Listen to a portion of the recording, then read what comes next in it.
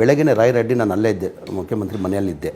ರಾಯ್ ರೆಡ್ಡಿ ಅವ್ರು ಹೇಳ್ತಾಯಿದ್ರು, ಸರ್ ಒಂದು ಗ್ಲೂಕೋಸ್ ಇಟ್ಟಿರಿ, ಎಳ್ನೀರು ನೀರು ಇಟ್ಟಿರಿ, ಎಮರ್ಜೆನ್ಸಿಗೆ ಬೇಕಾಗ್ತದೆ ಅಂತ. ನಾನು ಅದೇ ಕೂತ್ಕೊಂಡು ವಾಚ್ ಮಾಡ್ತಾಯಿದ್ದೆ. ಸಾಹೇಬ್ರು ಎಳ್ನೀರು ಕುಡಿತಾರ, ಗ್ಲೂಕೋಸ್ ಕುಡಿತಾರ, ಇಲ್ಲ ನೀರು ಕುಡಿತಾರ. ನೀವು ನಂಬ್ತಿರೋ ಬಿಡ್ತಿರೋ ಒಂದು ತುಟ್ಟು ನೀರು ಕುಡ್ದಿಲ್ಲ. ಅದು ಗಾಡ್ ಗಿಫ್ಟ್ ಅಂತ ಹೇಳ್ಬೋದು. ಮನೆ ಸಿದ್ದರಾಮಯ್ಯ ಸಾಹೇಬ್ರಿಗೆ ಅದು ಒಂಥರ ಗಾಡ್ ಗಿಫ್ಟ್. ಅದು ನಾನು ಕಂಪ್ಲೀಟ್ ಮಾಡಿಬಿಡ್ತೀನಿ ಸರ್. ಅದ್ರ ಜೊತೆಯಲ್ಲಿ ನಮಗೆ ನಿರೀಕ್ಷೆ ಇಟ್ಟಿರಲ್ಲ ಸರ್ ನಾವು ಯಾರು. ಇದು 5 ಗ್ಯಾರಂಟಿಯಿಂದ 52,000 ರೂಪಾಯಿ ಕೋಟಿ, 5 ಗ್ಯಾರಂಟಿಗೆ 52 ಸಾವಿರ ಕೋಟಿ ಮೇಲೆ ಜಾಸ್ತಿ ಆಗ್ತದೆ. ಅದರಿಂದ ನಮ್ಮ ಕಡೆಯಿಂದ ನಾವು ಪ್ರಪೋಸಲ್ ಕೊಟ್ಟಿದ್ವಿ ಸರ್. ನಾವು ಸರ್ ಜಾಸ್ತಿ ಆದ್ಯತೆ ನಮಗೂ ಅರ್ಥ ಆಗ್ತದೆ, ಕಷ್ಟ ಇರೋದು, ತಾವು ಜಾಸ್ತಿ ಕೊಡೋಕ್ಕಾಗಲ್ಲ, ತಾವು ಎಜುಕೇಷನ್ಗೆ ಸ್ವಲ್ಪ ಜಾಸ್ತಿ ಆದ್ಯತೆ ಕೊಡಬೇಕಂತ ಕೇಳ್ಕೊಂಡ್ವಿ. ನಾವು ಬಜೆಟ್ ಬುಕ್ ನೋಡಾದ್ಮೇಲೆ ನಮಗೆ ಒಂಥರ ಆಶ್ಚರ್ಯ ಆಯಿತು. Only for education purpose Abdul Kalam Azad 100 school ಕೊಟ್ಟಿದ್ದಾರೆ. ಅಂದರೆ ಎಜುಕೇಷನ್ಗೆ ಆದ್ಯತೆ ಕೊಟ್ಟಿದ್ದಾರೆ. ಅದ್ರ ಜೊತೆಯಲ್ಲಿ ನಾನು ತಮ್ಮ ಮನೆ ಮುಖ್ಯಮಂತ್ರಿಗಳಿಗೆ ಒಂದು ಪ್ರಶ್ನೆ ಇದೆ ನನಗೆ. ನಾನು ಒಂದು ಪ್ರಪೋಸಲನ್ನು ಇಟ್ಟೆ. ನಾನು ನೋಡಿ ಸರ್, ನಿಮ್ಮ ಕಾಲದಲ್ಲಿ ನೀವು ಸ್ಯಾಂಕ್ಷನ್ ಮಾಡಿರೋದು ಮನೆಗಳು ಸ್ಲಮ್ ಬೋರ್ಡಲ್ಲಿ ಅದು 2015 ಸ್ಯಾಂಕ್ಷನ್ ಮಾಡಿದ್ದು. ಅದಾದಮೇಲೆ ಸಮ್ಮಿಶ್ರ ಸರ್ಕಾರ 5 ಲಕ್ಷ ಇಲ್ಲ ಸರ್, ಹೇಳ್ತೀನಿ, ನಾನು ಕಂಪ್ಲೀಟ್ ಮಾಡ್ತೀನಿ. ಅದಾದಮೇಲೆ 15ರಿಂದ ಸಮ್ಮಿಶ್ರ ಸರ್ಕಾರ ಬಂತು 2018 ಮನೆ ಕುಮಾರಸ್ವಾಮಿ ಅವರು ಮುಖ್ಯಮಂತ್ರಿ ಆದರು. ಅದಾದಮೇಲೆ BJP ಸರ್ಕಾರ ಬಂತು, ಯಡಿಯೂರಪ್ಪ ಅವರು ಮುಖ್ಯಮಂತ್ರಿ ಆದರು, ಬಸವರಾಜ ಬೊಮ್ಮಾಯಿ ಅವರು ಮುಖ್ಯಮಂತ್ರಿ ಆದರು. ಒಂದು ಮನೆಯೂ ಸ್ಯಾಂಕ್ಷನ್ ಮಾಡೋಕ್ಕಾಗಲಿಲ್ಲ ಸರ್. ಆಮೇಲೆ ಒಂದು ಮನೆಯೂ ಕೊಡೋಕ್ಕೆ ಸಾಧ್ಯ ಆಗಿಲ್ಲ. ನನ್ನ ಜವಾಬ್ದಾರಿ ಕೊಟ್ಟು ನಾನು ನಿಮ್ಮ ಕ್ಷೇತ್ರಕ್ಕೆಲ್ಲ ಬಂದಿದ್ದಿಲ್ಲ ಸರ್, ತೋರಿಸಿದ್ದೆ. ಹೌದು ಸರ್, ಜನ ಬೀದಿಯಲ್ಲಿದ್ದರು, ಬರೀ ದುಡ್ಡು ಇಸ್ಕೊಬಿಟ್ಟವ್ರೆ. ಮನೆ ಒಕ್ಕಟ್ಟಕ್ಕಾಗ್ತಾ ಇಲ್ಲ. ಅದು ಬಜೆಟಲ್ಲಿ ಭಾಳ ಚೆನ್ನಾಗಿ ಹೇಳಿದ್ದೀರಾ ಸರ್. ನೀವು 1,18,000 ಮನೆ ಅಂತ 91,000 ಆ್ಯಕ್ಚುಲಿ ಇದ್ದಿದ್ದು 1,81,000 ಮನೆ. ಇನ್ನೊಂದು ಹಂತಲ್ಲಿ 61 ಮನೆಗಳು ಕಂಪ್ಲೀಟ್ ಆಗಲಿಲ್ಲ. 1,18,000 ಮನೆಗೆ ಬೆನಿಫಿಷರಿ ಕೊಡೋಕ್ಕಾಗಲ್ಲ, ನಾವು ಸರ್ಕಾರದಿಂದ ಕೊಡ್ತೀವಿ ಅಂತ ಹೇಳಿದ್ದಿಲ್ಲ.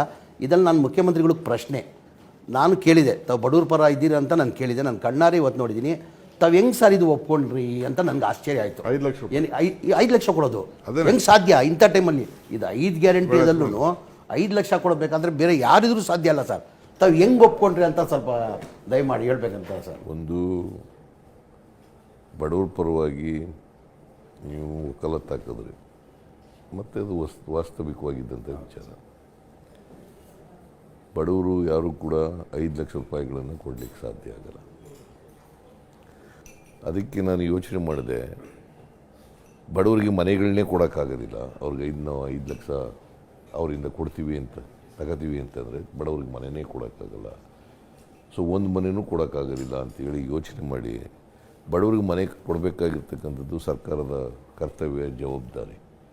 ಅದಕ್ಕೋಸ್ಕರ ಸರ್ಕಾರನೇ ನಾವು 4 ಲಕ್ಷ ಕೊಡ್ತೀವಿ ಅಂತೇಳಿ ಅದನ್ನು ಯೋಚನೆ ಮಾಡಿ ಅದನ್ನು ಕೊಡ್ತಕ್ಕಂಥ ತೀರ್ಮಾನ ಮಾಡಿದ್ವಿ. ಜಮೀರ್ ನಮ್ಮ ಫಾರೆಸ್ಟ್ ಮಿನಿಸ್ಟರ್ ಇದ್ದಾರೆ.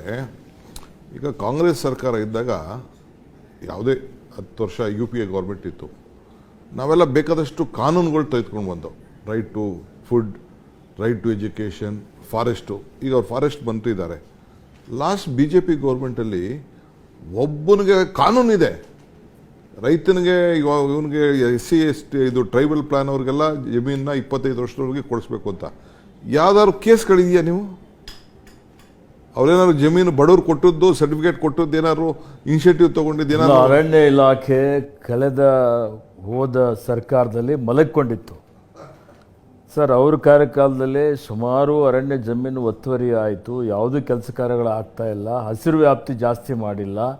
ಈಗ ನಮ್ಮ ಸರ್ಕಾರ ತಾವು ಬಂದ ಮೇಲೆ ತಮ್ಮ ನೇತೃತ್ವದಲ್ಲಿ ಇವತ್ತು 5 ಕೋಟಿ ಸಸಿ ನೆಟ್ಟಿದ್ದೇವೆ ಸರ್, ಒತ್ತುವರಿ ತೆರವುಗೊಳಿಸಿದ್ದೇವೆ. ಬಹಳಷ್ಟು ಫಸ್ಟ್ ನಾವು ಇದನ್ನ ಬಡವರಿಗೆ ಏನೇನು ಭೂಮಿ ಕೊಡಬೇಕು, ಬಡವರಿಗೆ 78ರ ಪೂರ್ವದಲ್ಲಿ ಸರ್ವೋಚ್ಚ ನ್ಯಾಯಾಲಯದ ತೀರ್ಪಿನಂತೆ ಮತ್ತು ಅರಣ್ಯ ಸಂರಕ್ಷಣಾ ಕಾಯ್ದೆ ಬರೋಕ್ಕಿಂತ ಪೂರ್ವದಲ್ಲಿ ಯಾರ್ಯಾರು ಉಳುಮೆ ಮಾಡ್ತಾ ಇದ್ರು ಅವರಿಗೆ ಕೊಡುವಂಥದ್ದು ಕಾನೂನುಬದ್ಧವಾಗೇ ಇದೆ. ಅದನ್ನು ಜಾರಿಗೆ ತಂದಿಲ್ಲ. ಈಗ ನಾವು ಬಂದ ಮೇಲೆ ಅದನ್ನು ಜಾರಿಗೆ ತರಲಿಕ್ಕೆ ನಾವು ಕ್ರಮ ಕೈಗೊಂಡಿದ್ದೀವಿ ಸರ್. ಇಲ್ಲಿ ಪ್ರಕೃತಿ ಪರಿಸರ ಸಂರಕ್ಷಣೆ ಮಾಡುವಂಥದ್ದು ಮತ್ತು ಅನೇಕ ರೀತಿಯಲ್ಲಿ ಇವತ್ತು ಏನು ಮಾನವ ಪ್ರಾಣಿ ಸಂಘರ್ಷ ನಡೀತಾ ಇದೆ, ಅದ್ರ ಬಗ್ಗೆನೂ ನಾವು ಆನೆ ಕಾರ್ಯಪಡೆ ಮಾಡಿದ್ದೀವಿ, ಚಿರತೆ ಕಾರ್ಯಪಡೆ ಮಾಡಿದ್ದೀವಿ. ನನ್ನ ಕ್ಷೇತ್ರದಲ್ಲಿ ಚೆನ್ನಾಗಿ ಸತ್ತೋಗ್ಬಿಟ್ಟಿದ್ರಪ್ಪ ಸರ್. ಇದೆ ಸರ್, ಆನೆಗಳ ಸಂತತಿ ಜಾಸ್ತಿ ಆಗ್ತಾ ಇದೆ. ಇಡೀ ದೇಶದಲ್ಲಿ 6,395 ಆನೆಗಳಿದ್ದಾವೆ. ನಂಬರ್ 1 ಕರ್ನಾಟಕ ಆನೆ ಸಂತತಿಯಲ್ಲಿ. ಅಲ್ಲ, ನಾ ಡೆಪ್ಟಿ CM ಆದ್ಮೇಲೆ ನನ್ನ ಕ್ಷೇತ್ರದಲ್ಲಿ ಚೆನ್ನಾಗಿ ಸತ್ತೋಗ್ಬಿಟ್ಟಿದ್ದಾರೆ. ಹಿಂದಿನಿಂದ ಇದೆ ಸರ್. ಸರಾಸರಿ 50ರಿಂದ 60 ಜನ ಮೃತ ಪಡ್ತಾ ಇದ್ದಾರೆ ಸರ್. ನಿಮ್ಗೆ ಹೇಳಬೇಕು ಅಂದರೆ ಕೇರಳದಲ್ಲಿ ನಮ್ಗಿಂತ ಕಡಿಮೆ ಇವತ್ತು ಕಾಡು ಪ್ರಾಣಿಗಳಿದ್ದಾವೆ. ಅಲ್ಲಿ ನಮ್ಮದು ದುಪ್ಪಟ್ಟು ಜನ ಸಾಯ್ತಾರೆ. ಹಿಂದೆ ಬರೀ ಆನೆ ತುಳಿತದಿಂದಲೇ 110 ಜನ ಪ್ರತಿ ವರ್ಷ ಸಾಯ್ತಾ ಇದ್ದಾರೆ. ಭಾಳಷ್ಟು ಬದಲಾವಣೆ ಆಗಿದೆ ಸರ್, ಭಾಳಷ್ಟು ಅಭಿವೃದ್ಧಿ ಮಾಡ್ತಾ ಇದ್ದೇವೆ. ಸೊ ಈ ಬಜೆಟ್ ತಾವೇನು ಮಂಡನೆ ಮಾಡಿದ್ದೀರಿ ಸರ್, ಇದು ಜನರ ಹಿತಕ್ಕಾಗಿ ಮಾಡಿದಂಥ ಬಜೆಟ್, ಸರ್ವಸ್ಪರ್ಶಿ ಬಜೆಟ್ ಮಂಡನೆ ಮಾಡಿದ್ದೀರಿ. ಎಲ್ಲ ದಮನಿತರ, ಬಡವರ, ಶೋಷಿತರ, ರೈತರ, ಕಾರ್ಮಿಕರ ಎಲ್ಲರ ಪರ ಏನು ಯಾವ ರೀತಿಯಲ್ಲಿ ಸರ್ವೇ ಜನ ಸುಖಿನೋ ಭವಂತು ಅನ್ನುವಂಥ ರೀತಿಯಲ್ಲಿ ಸರ್ವರಿಗೂ ಸಮಬಾಳು ಸಮಪಾಲು ಅನ್ನುವಂಥದ್ದು ಏನಿದೆ, ಸರ್ವರ ಉದ್ಧಾರ ಸರ್ವರ ಕಲ್ಯಾಣವೇ ನಮ್ಮ ಮಂತ್ರ ಅಂತ ಹೇಳ್ತಾ ಇದ್ದೀವಿ. ಅದು ಕಾರ್ಯಗತ ಮಾಡಿದ್ದೀರಿ. ಮತ್ತು ನೀವೇನು ಕೊಟ್ಟ ಮಾತಿನಂತೆ ನಾವು ಪ್ರಣಾಳಿಕೆಯಲ್ಲಿ ಹೇಳಿದ್ದೀವಿ ಸರ್, ಹಿಂದೆ ಕಲಬುರಗಿಯಲ್ಲಿ ಹೇಳಿದ್ದೀವಿ 5,000 ಕೋಟಿ ಕಲ್ಯಾಣ ಕರ್ನಾಟಕಕ್ಕೆ ಕೊಡ್ತೀವಿ ಅಂತೇಳಿ ಘೋಷಣೆ ಮಾಡಿದ್ದೀರಿ. 3,000 ಆಲೆ ಆಗಿದೆಯಲ್ಲ, 3,000 ಹೋದ ಸಲ 5,000 ಆಗಿದೆ. ಈಗ ಅಲ್ಲ ಖರ್ಚು ಈಗಾಗಲೇ ಇಲ್ಲ, ಈಗ 3,000 ಕೊಟ್ಟಿದ್ದು ವಿಳಂಬವಾಗಿ ಕ್ರಿಯಾ ಯೋಜನೆ ಮಾಡಿದ್ದೀವಿ ಅಂತೇಳಿ ಸ್ವಲ್ಪ ಖರ್ಚು ಕಡಿಮೆ ಆಗಿದ್ರು, ಅದೇನು ಲ್ಯಾಪ್ಸ್ ಆಗೋದಿಲ್ಲ ನಮ್ಮ ಕಾಯ್ದೆ ಪ್ರಕಾರ.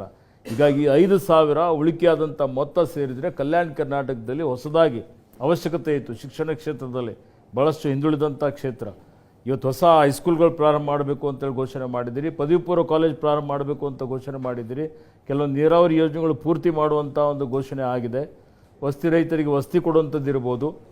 ಈ ಥರ ಅನೇಕ ಇನ್ಫ್ರಾಸ್ಟ್ರಕ್ಚರ್ ಡೆವಲಪ್ಮೆಂಟ್ ಏನಿದೆ, ಮೂಲಸೌಕರ್ಯ ಡೆವಲಪ್ಮೆಂಟ್, ಅದರಲ್ಲಿ ಗ್ರಾಮೀಣ ಭಾಗದಲ್ಲಿ ಕಲ್ಯಾಣ ಕರ್ನಾಟಕದಲ್ಲಿ 1,000 ಕೋಟಿ ರೂಪಾಯಿ ವೆಚ್ಚದಲ್ಲಿ ಇವತ್ತೇನು ಗ್ರಾಮೀಣ ನಿಮ್ಮದು ರಸ್ತೆಗಳಿದ್ದಾವೆ, ಗ್ರಾಮೀಣ ರಸ್ತೆ ಅಭಿವೃದ್ಧಿ ಮಾಡಬೇಕು ಅಂತೇಳಿ ಈ ಬಜೆಟ್ನಲ್ಲಿ ತಾವು ಒತ್ತು ಕೊಟ್ಟಿದ್ದೀರಿ ಸರ್. ಎಲ್ಲ ರೀತಿಯಲ್ಲಿ ಅಂದರೆ ಎಲ್ಲರಿಗೂ ಒಳಪಡುವಂಥದ್ದು. ಮತ್ತು ತಮಗೆ ಅಭಿನಂದಿಸಲೇಬೇಕಾದಂಥ ಒಂದು ವಿಷಯ ಅಂತ ಹೇಳಿದ್ರೆ, ಇಡೀ ರಾಜ್ಯದ ಜನ, ಬರೀ ಕರ್ನಾಟಕ ರಾಜ್ಯಕ್ಕಷ್ಟೇ ಇಲ್ಲ, ಇಡೀ ದೇಶಕ್ಕೆ, ಇಡೀ ವಿಶ್ವಕ್ಕೆ ಮಾದರಿಯಾದಂಥ ವಿಶ್ವಗುರು ಬಸವಣ್ಣನವರನ್ನು ಕರ್ನಾಟಕ ರಾಜ್ಯದ ಸಾಂಸ್ಕೃತಿಕ ನಾಯಕ ಅಂತೇಳಿ ಘೋಷಣೆ ಮಾಡಿ ಈ ಒಂದು ಆಯವ್ಯಯದಲ್ಲಿ ತಾವು ಏನು ಹೇಳಿದಿರಿ. ಇವತ್ತು ಬಸವ ಜಯಂತಿ ದಿವಸ ಸರ್ವಧರ್ಮ ಸಮನ್ವಯದ ಸಂಸತ್ತು, ಆ ರೀತಿಯಲ್ಲಿ ಬಸವಣ್ಣನವರ ಏನು ವಚನ ಸಾಹಿತ್ಯ ಇದೆ ಪ್ರಚುರ ಮಾಡಿಸುವಂಥ ಒಂದು ಕೆಲಸ ಮಾಡ್ತೀವಿ. ಕಲಬುರಗಿಯಲ್ಲಿ ಒಂದು ತಾವು ವಚನ ಮಂಟಪ ಮಾಡ್ತೀವಿ ಅಂತೇಳಿ ಘೋಷಣೆ ಮಾಡಿದ್ದೀರಿ ಸರ್. ಭಾಳ ಕಡೆ ವಚನ ವಿಶ್ವವಿದ್ಯಾಲಯ ಮಾಡಬೇಕು ಅನ್ನೋಂಥದ್ದಿತ್ತು, ಅದನ್ನು ವಚನ ಮಂಟಪ, ವಚನ ವಿಶ್ವವಿದ್ಯಾಲಯದ ತರಹನೇ ಅದನ್ನು ಅಭಿವೃದ್ಧಿ ಮಾಡುವಂಥ ಕೆಲಸ ಕಾರ್ಯವನ್ನು ಮಾಡ್ಬೋದಾಗಿದೆ. ಯಾಕೆಂದರೆ ಬಸವತತ್ವ ಹಿಂದೆ ಎಷ್ಟು ಪ್ರಸ್ತುತ ಇತ್ತು ಅದಕ್ಕಿಂತ ಜಾಸ್ತಿ ಇವತ್ತು ಪ್ರಸ್ತುತ ಇದೆ. ಈ ಒಂದು ಕಲುಷಿತ ವಾತಾವರಣದಲ್ಲಿ ಏನು ಯಾವ ರೀತಿಯಲ್ಲಿ ಧರ್ಮಗಳಲ್ಲಿ ಜಾತಿಗಳಲ್ಲಿ ಒಡೆದಾಳುವ ನೀತಿ ಅನುಸರಿಸ್ತಾ ಇದ್ದಾರೆ. ಇವತ್ತು ಜಾತಿ ವೈಷಮ್ಯ ದಿನೇ ದಿನೇ ಜಾಸ್ತಿ ಆಗ್ತಾ ಇದೆ. ಎಲ್ಲರನ್ನೂ ಸೇರಿಸುವಂಥದ್ದು, ಸಾಮರಸ್ಯ ಕಾಪಾಡುವಂಥ ಒಂದು ಕೆಲಸ ಈ ಬಜೆಟ್ ಅದಕ್ಕೆ ಪೂರಕ ಆಗ್ತದೆ. ಈ ರಾಜ್ಯದ ಸರ್ವಾಂಗೀಣ ಅಭಿವೃದ್ಧಿಗೆ ಈ ಬಜೆಟ್ ಬುನಾದಿ ಆಗ್ತದೆ. ನಾವು ಎಲೆಕ್ಷನ್ ಟೈಮಲ್ಲಿ ಬಯಸ್ತಾ ಇದ್ದೀನಿ ಸರ್. ಎಲೆಕ್ಷನ್ ಟೈಮಲ್ಲಿ ಕೆಲವರು ಇದ್ರ ಬಗ್ಗೆ ಮಾತಾಡಿದ್ರು. ಅದಕ್ಕೆ ಸಾಹೇಬರು 100 ಕೋಟಿ ರೂಪಾಯಿ ಅಂಜಾದ್ರಿಗೆ ಘೋಷಣೆ ಮಾಡಿದ್ರೆ ಕಲ್ಯಾಣ ಕರ್ನಾಟಕ ಮಾಡೆಲ್ ಕಲ್ಯಾಣ ಕರ್ನಾಟಕದಲ್ಲಿ ಅದೊಂದು ನಿಮ್ಗೊಂದು ದೊಡ್ಡ ಶಕ್ತಿ. ಆಮೇಲೆ ನಜೀರ್ ಅವರೇ, ಐ ಥಿಂಕ್ ನೀವು political secretary to chief minister ಇದ್ದೀರಿ. ಐ ಥಿಂಕ್ ಈ ಬಜೆಟ್ ಏನು ಈ ವರ್ಷ ಲಾಸ್ಟ್ ಬಜೆಟ್ ಏನೋ ಕೊಟ್ಟಿದ್ದು ಅದು ಇವ್ರದ್ದು ಬೊಮ್ಮಾಯಿ ಅವ್ರದ್ದು ಚೇಂಜ್ ಮಾಡಿ ನಾವು ಮಾಡಬೇಕಾಯ್ತು. This is a full budget chief minister ಕೊಟ್ಟಿರೋದು. What do you feel that, are you happy? ಏನಾದ್ರು ಜನ ಬಂದು ಹೇಳ್ತಿದ್ದನ್ನ ನಾವು ನಮ್ಮ ಸರ್ಕಾರ ಜನರ ಆಸೆ ಆಶೋತ್ತರಗಳು ಅವರ ಬದುಕಿನಲ್ಲಿ ಬದಲಾವಣೆ ತರೋಂಥದ್ದು ಏನಾದ್ರು ಪ್ರಯತ್ನ ನಾವು ಮಾಡಿದೀವ? ನಾವು ಈ ಜನಸ್ಪಂದನ ಕಾರ್ಯಕ್ರಮ 2 ಕಾರ್ಯಕ್ರಮಗಳು ಆಯಿತು. ಆ ಕಾರ್ಯಕ್ರಮದಲ್ಲಿ ಜನ ಪ್ರತಿಯೊಂದು ಜಿಲ್ಲೆಯಿಂದ ಬರ್ತಾಯಿದ್ರು. ಹಲವಾರು ಜನ ಎಲ್ಲೆಲ್ಲ ಸಮಾಜಕ್ಕೆ ಸೇರಿರ್ತಕ್ಕಂಥ ಜನ ಅವ್ರದ್ದೇ ಆದಂಥ ಕಾರ್ಯಕ್ರಮಗಳು, ಅವ್ರದ್ದೇ ಆದಂಥ ಸಮಸ್ಯೆಗಳು ತಗೊಂಡು ಸಾಹೇಬ್ರ ಹತ್ರ ಬರ್ತಾಯಿದ್ರು. ಮತ್ತು ಈ ಬಡ್ಜೆಟ್ಟು ಘೋಷಣೆ ಮಾಡೋದಕ್ಕೆ ಮೊದಲು ದಲಿತ ಸಮಾಜದವರು ಮತ್ತು ಹಿಂದುಳಿದ ಸಮಾಜದವರು, ಅಲ್ಪಸಂಖ್ಯಾತರು ಪ್ರತಿಯೊಬ್ಬರಿಗೂ ಒಂದು ಅವಕಾಶ ಕೊಟ್ಟರು. ನಿಮ್ಮ ಬೇಡಿಕೆಗಳು ಏನಿದ್ದಾವೆ, ನಿಮ್ಮ ಸಮಸ್ಯೆಗಳು ಏನಿದ್ದಾವೆ ಅದನ್ನು ಪ್ರಸ್ತಾಪ ಮಾಡಿ ಅಂಥೇಳಿ ಸುಮಾರು ಹೊತ್ತು ಚರ್ಚೆಗಳು ಆಯಿತು. ಸಾಕಷ್ಟು ಸಮಸ್ಯೆಗಳು ಮುಂದೆ ಬಂತು.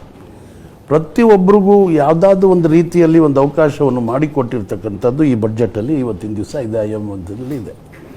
ನನಗೆ ಒಂದು ಪ್ರಶ್ನೆ ಮುಖ್ಯಮಂತ್ರಿಗೆ ಕೇಳಬೇಕು ಅಂತಿರೋದು, ಸುಮಾರು ಇವತ್ತಿನ ದಿವಸ 27 ನಿಗಮಗಳಿದ್ದಾವೆ, ಎಲ್ಲ ಸಮಾಜಕ್ಕೆ ಸೇರಿರ್ತಕ್ಕಂಥ ನಿಗಮಗಳಿದ್ದಾವೆ. ಈ ಯೋಚನೆ ನಿಮಗೆ ಹೇಗೆ ಬಂತು? ಇಂಥ ಒಂದು ನಿಗಮಗಳು ಮಾಡಬೇಕು, ಈ ನಿಗಮದ ವತಿನಿಂದ ಈ ಸಮಾಜಕ್ಕೆ ಸೇವೆಯನ್ನು ಮಾಡಬೇಕು ಅಂಥೇಳಿ ಈಗ ಮೊನ್ನೆನೂ ಒಂದು ಘೋಷಣೆ ಮಾಡಿದ್ರಿ ನೀವು ಬಡ್ಜೆಟಲ್ಲಿ, ಅಲೆಮಾರಿದು ಒಂದು ಆಯೋಗ ನಿಗಮ ಇಲ್ಲ, ಆಯೋಗ ಮಾಡಬೇಕು. ಅಲೆಮಾರಿದ ಒಂದು ಆಯೋಗ ಮಾಡಬೇಕು. Find out about the problems and the solution. ಹೌದು, ಅವ್ರು ಏನು ಸ್ಟೇಟಸ್ ಇದೆ ಅಂತ ಹೇಳಿ ಅದ್ರ ಬಗ್ಗೆನೂ ಸಹ ಇವತ್ತಿನ ದಿವಸ ನೀವು ಆಯೋಗದಲ್ಲಿ ಮನುಷ್ಯನ ಪ್ರಸ್ತಾಪವನ್ನು ಮಾಡಿದಿರಿ. ನ್ಯೂಸ್ ಫಸ್ಟ್ ನಿರ್ಭೀತಿಯಿಂದ ನಿಮ್ಮ ಪರವಾಗಿ.